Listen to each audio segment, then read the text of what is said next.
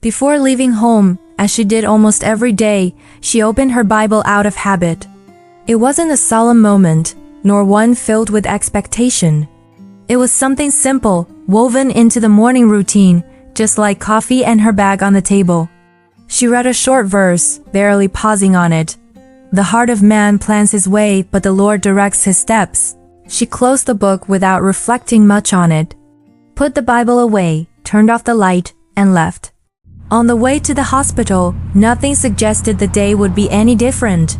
Traffic was normal, the sky looked like every other day, and her thoughts revolved around the usual shift tasks. Schedules, patients, charts, small pending issues from the day before. Everything seemed under control, organized within a logic she knew well. When she arrived, she put on her coat, tied her hair back, and went straight into routine. Registering patients, doing the initial rounds, checking records, delivering meals. A quick coffee break, a few trivial conversations with coworkers, comments about things that didn't really matter. The hospital woke up the way it always did, sustained by protocols that almost ran on their own. Nothing at the start called for special attention. No urgency, no warning, no sense that something needed closer observation. It was just another ordinary day, one of those where everything seems to follow exactly as planned. And she followed along, unaware that even before her shift began, something had already been set in motion, not to change the routine, but to guide her through it. The hospital was already awake when she entered the unit. The lights were never fully turned off. They only dimmed overnight, creating that constant tone between clinical white and accumulated fatigue. Medication carts crossed the corridors at predictable times, the low metallic sound of their wheels marking the rhythm of the place. Everything moved within a familiar cadence, almost comforting for those who spend many days there. The first tasks followed the usual pattern. Data verification, chart updates, vital sign checks, automatic answers to repeated questions. The electronic system concentrated nearly all decisions, times, names, doses, records. A glance at the screen was enough to know what came next. Few felt the need to look beyond what was displayed. The medical record functioned as the unit's axis of trust. Between tasks, there were small pauses that filled the time. A quick coffee, comments about familiar patients, remarks about the weather or the shift ahead. Nothing demanded deep thought. Work flowed, sustained by repetition, and repetition brought a sense of control. The hospital continued operating like a well-trained organism. Everyone knew where to be and what to do. There were no visible exceptions, no signs that anything needed to be handled outside the expected flow. For those inside, that normality wasn't just desirable, it was proof that everything was working as it should. And while the unit moved forward in that quiet balance, no one noticed that right there, where everything seemed too reliable to question, a detail outside the field of view was beginning to form. In room 211, the 87-year-old patient was already awake, as he almost always was. He didn't expect to be attended in silence. He complained about the air conditioning that stubbornly displayed a temperature which, according to him, didn't match the cold he felt. He complained about the food, which never seemed enough. He complained about the time, the delays, the hospital itself. His speech came out unfiltered, as if the world owed him immediate comfort. None of it was new. After so many years going in and out of that hospital, his complaints had become predictable. Part of the routine, part of the scenery. She already knew where the conversation would begin and, almost always, where it would end. Despite the harsh tone, there was something that broke the pattern. Just mentioning his granddaughter changed him. His voice softened, his face relaxed, and his words came out more carefully. He spoke of her with pride, as if every detail were too important to rush. The rigidity dissolved for a few minutes before returning to the usual complaints. That morning, between one complaint and another, he said something different. He said he had woken up with a strange feeling, as if the day would be important. He didn't explain much. He spoke of a good dream, of a calm he couldn't explain. Soon after, he went back to complaining about the cold in the room, as if that comment carried no weight at all. She listened, responded with practical phrases, and continued her work. In a hospital, words like that appear all the time and almost never ask to be noticed. Leaving room 211, nothing suggested that the simple conversation, mixed in with so many others, was worth keeping. The day went on. The conversation in room 211 dissolved quickly, like most of them.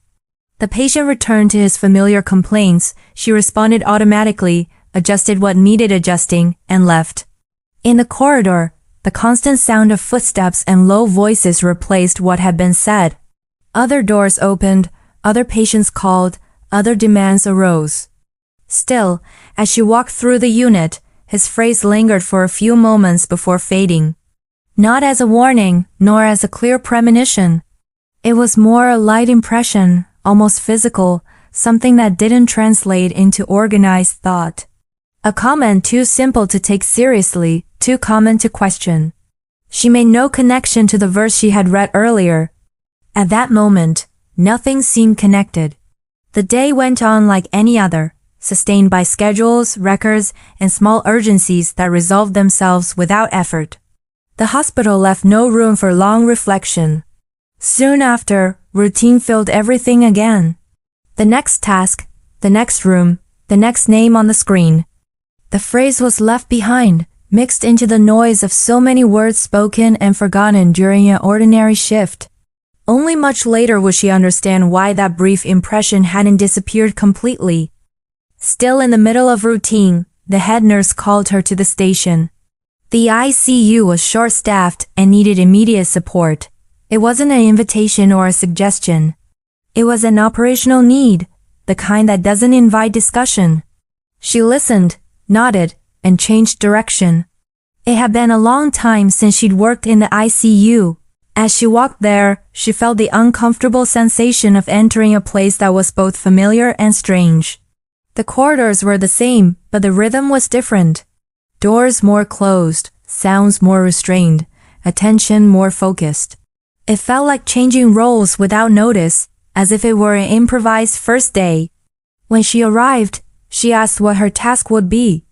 The person in charge was direct, review charts and prepare medication administration. A simple, objective function, one she had done many times before, that brought relief. The initial tension gave way to familiarity. She sat at the computer, organized the papers, and began.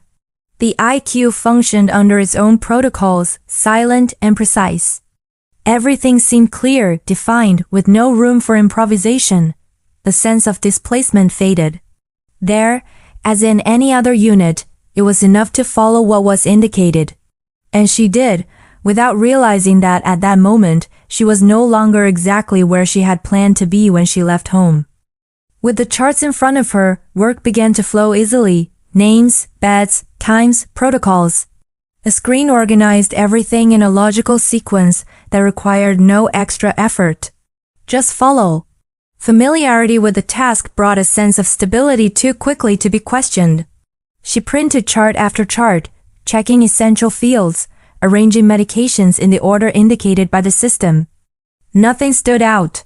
No alerts, no highlights, no colors out of pattern. The electronic record did its job well, reducing doubt, accelerating decisions, keeping pace.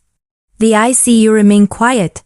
Stable monitors, focused professionals, no sign of complications.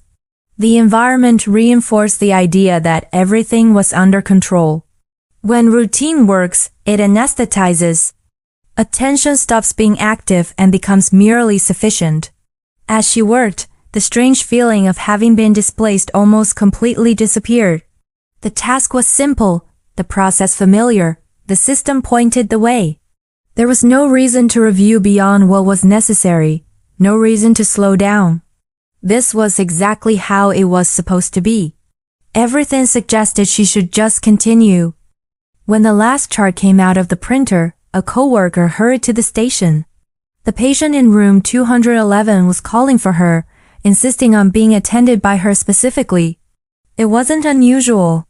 He often asked for the same person, as if that gave him a sense of security. She picked up the charts and walked back down the corridor, already thinking about how she would respond to the usual complaints. When she entered the room, she noticed something different. His granddaughter, whom he spoke of so often, was there, sitting beside the bed, her small legs swinging without reaching the floor. His tone was lighter than before. As she bent down to greet the girl, the movement was too quick. A cup of juice resting on the table tipped over, spilling liquid onto the papers she was carrying. The chart for bed 9 was immediately ruined, the fields illegible, ink bleeding without order. There was no shock or dramatic apology, just that simple inconvenience that breaks rhythm. She gathered the wet papers, calmed the child, answered something to the patient, and left the room with a practical need. Everything would have to be reprinted. Nothing there seemed important. It was just another small interruption in a shift full of small things. And like most of them, it seemed destined to be forgotten once resolved. Back at the station, she discarded the ruined charts and started reprinting them. While the printer worked, she opened the record for bed 9 again. There was no real urgency, just the short waiting interval that allowed her to look at the screen without the pressure to finish quickly. Correct name. Recent procedure, align times. Everything looked normal. Still, one detail caught her attention. The medication code ended with the letter B.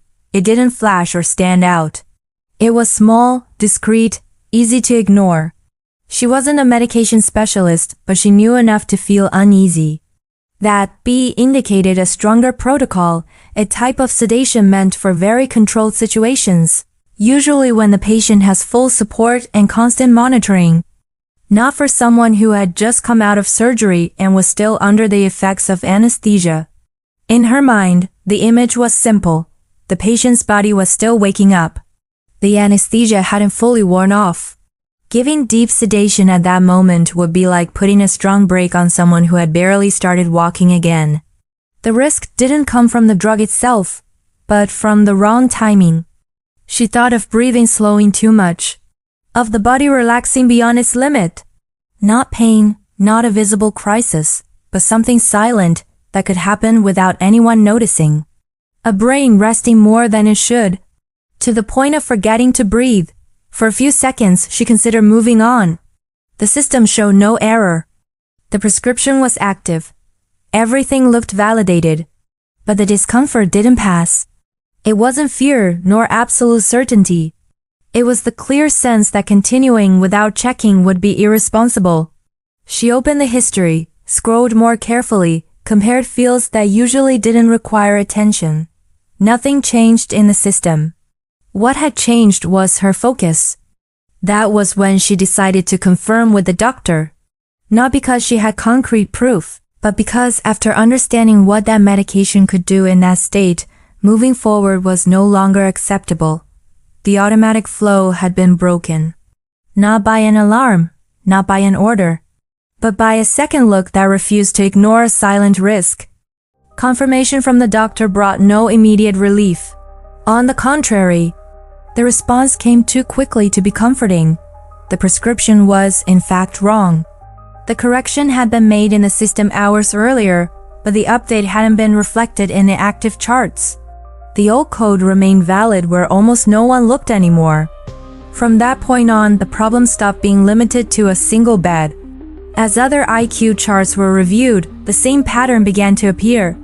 More patients were tied to the same incorrect protocol, not because of recent medical decisions, but because of a silent synchronization failure no one had noticed.